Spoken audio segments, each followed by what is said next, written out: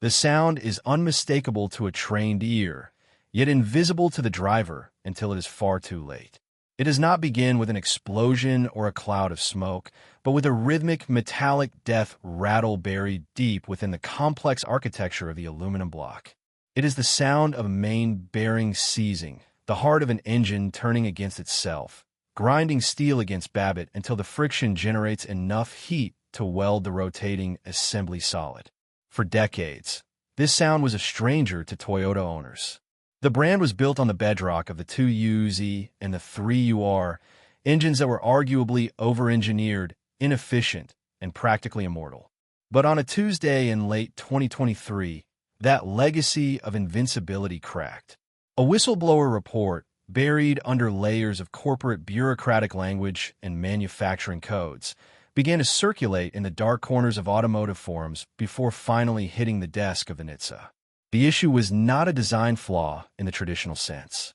It wasn't a weak rod or a bad valve spring. It was something far more insidious, something microscopic. They call it Swarf. It sounds like a science fiction villain, but in the high-stakes world of precision engine manufacturing, it is a catastrophic contaminant. Machining debris. Tiny, jagged shards of metal left over from the milling process of the engine block itself. In a rush to modernize, to meet EPA standards, and to push the new V35 AFTS twin-turbo V6 into the market, a critical step in the cleaning process at the Alabama engine plant was allegedly compromised. These microscopic shards were not washed away. Instead, they sat inside the oil galleries, waiting. As the first thousands of these $70,000 trucks rolled off the assembly line in Texas, the engines were essentially time bombs. The moment the oil pump engaged, it didn't just circulate lubricant, it circulated shrapnel. The debris moved through the oil passages, bypassing filters in the high-pressure zones, and embedded itself in the reservoirs. Once the debris is there, the oil film breaks. Metal touches metal. The engine begins to eat itself from the inside out. This is not a story about a bad truck. This is a story about the collapse of the Toyota way, the legendary Kaizen philosophy of continuous improvement, crumbling under the weight of a $1.1 billion recall that has left the automotive world paralyzed. To understand the gravity of this disaster, we have to go back to the decision that alienated the Toyota faithful, the death of the V8. When Toyota announced the third-generation Tundra would drop the 5.7-liter V8 for a complex twin-turbo V6 hybrid system, the skepticism was immediate. The 5.7 was a dinosaur, yes, getting terrible fuel economy, but it ran for 1 million miles. The V35 AFTS was supposed to be the superior successor. More torque, more horsepower, better efficiency. It is a technological marvel, featuring laser-clad valve seats and electric wastegates. But complexity introduces vulnerability. The tolerances in a modern twin-turbo engine are razor-thin. There is no room for error, and certainly no room for metal shavings. When the reports started coming in, brand new trucks stalling on highways, seizing in intersections, check engine lights flashing like distress signals, Toyota initially remained quiet.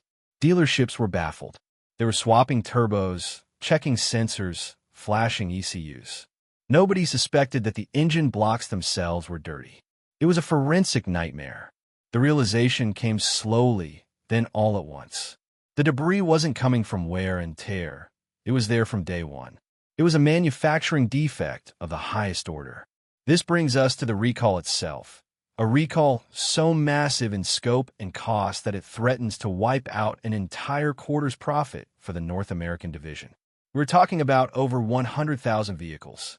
The remedy? There is no patch. There is no software update. You cannot flush the debris out because it is embedded in the bearing material. The only fix is a total heart transplant. Toyota has to replace the entire engine assembly, the long block. The logistics of this are staggering. Imagine the service bays at thousands of dealerships, clogged with Tundras, cabs lifted off the frames, technicians billing 20 to 30 hours of labor per truck. The sheer volume of replacement engines required is creating a supply chain black hole. And where do these replacement engines come from? They have to be built perfectly this time, while the factory is still trying to produce engines for new trucks. It is a bottleneck that could last for years. But the financial cost, the estimated $1.1 billion, is just the tip of the iceberg. The real cost is trust. Toyota customers are a specific breed. They do not buy Tundras for the tech or the flash. They buy them because they believe the truck will outlive them.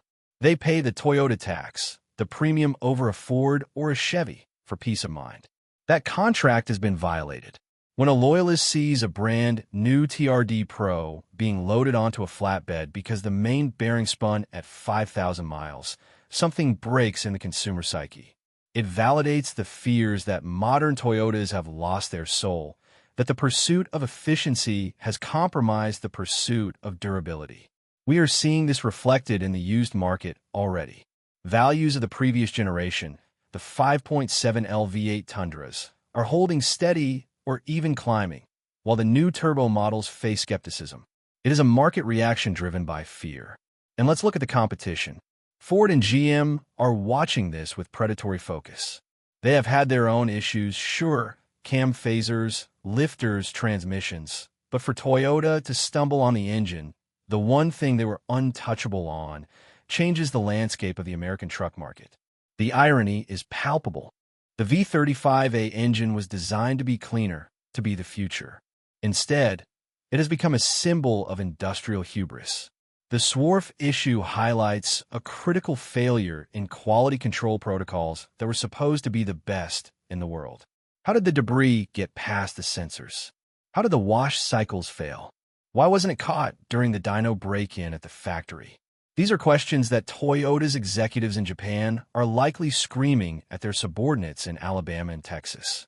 The cultural impact within Toyota is likely devastating. This is a company where shame is a powerful motivator. A recall of this magnitude is viewed as a deep dishonor to the engineering principles of the company. We can expect a massive internal purge, a restructuring of quality assurance, and perhaps a slowing down of future rollouts. But for the owner of a 2022 or 2023 Tundra, corporate restructuring doesn't fix the truck sitting in the driveway. They are left with a question: is my engine next? Toyota has extended warranties. They have promised to take care of the customers. And to their credit, they are replacing engines rather than trying a cheap Band-Aid fix. But the anxiety remains. Every cold start, every highway merge, the owner is listening. Is that ticking sound normal? Is that vibration new? The psychological toll of driving a vehicle you don't trust is exhausting. This saga serves as a brutal reminder that reputation takes decades to build and only moments to destroy. The Swarf collapse will go down in history alongside the Takata airbags and the Ford Pinto as a cautionary tale of manufacturing failure. As we look at the thousands of trucks lined up for heart surgery, we have to ask, can Toyota recover? They have the cash, certainly. But do they have the ability to convince the American truck buyer that they are still the kings of reliability? Or has the crown finally slipped? The era of the bulletproof Toyota may have ended not with a bang, but with the quiet, destructive grinding of microscopic metal shards.